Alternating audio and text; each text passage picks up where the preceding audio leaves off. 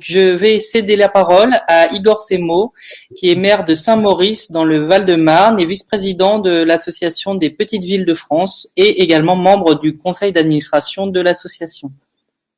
Bonjour à toutes et bonjour à tous. Alors j'ai choisi d'utiliser ces 3 minutes, non pas pour passer en revue l'action municipale dans toutes ses composantes, mais plutôt pour partager un retour d'expérience. J'ai pris un exemple pour vous parler de l'Internet citoyen plus en détail et peut-être être source d'inspiration.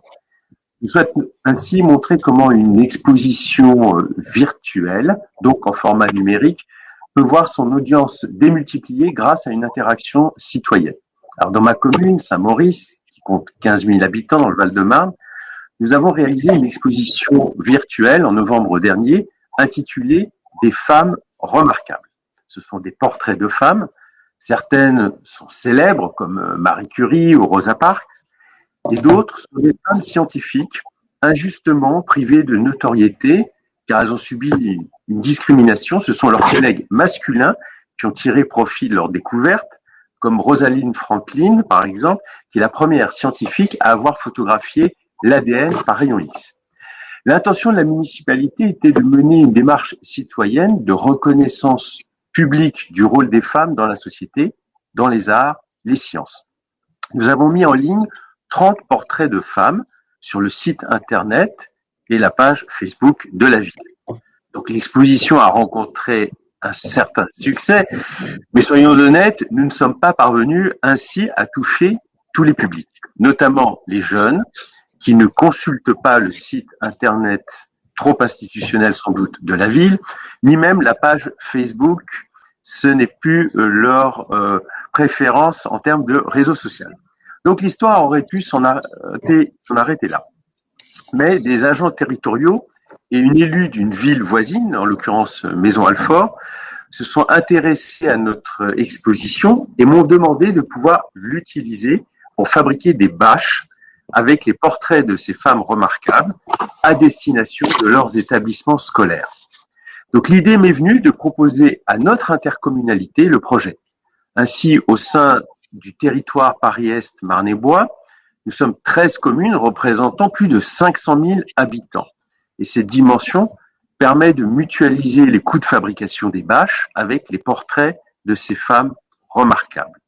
Cela devient donc une exposition physique et itinérante qui va à la rencontre des citoyens, là où ils vivent, dans les mairies, dans les espaces publics, dans les établissements scolaires.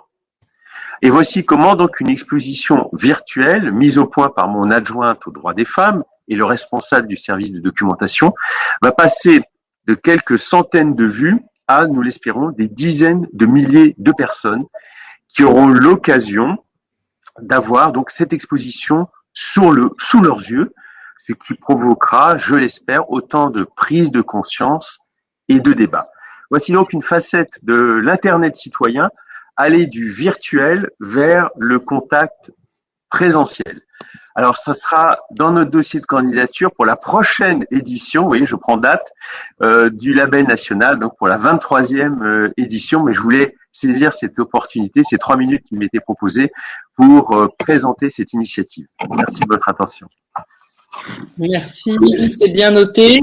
C'est effectivement une démonstration parfaite que les choses peuvent aller dans les deux sens et que le numérique, actuellement on passe plutôt du présentiel au virtuel, mais que vous avez fait le chemin inverse pour réussir à toucher toute la population et c'est vraiment très intéressant, notamment pour mettre en plus en avant des portraits de femmes qui n'ont pas été reconnues à leur juste valeur. Et nous vous souhaitons évidemment bonne chance pour le prochain label grâce à cette action qui, je ne doute pas, pèsera en votre faveur. Je laisse la parole à Claude Morin,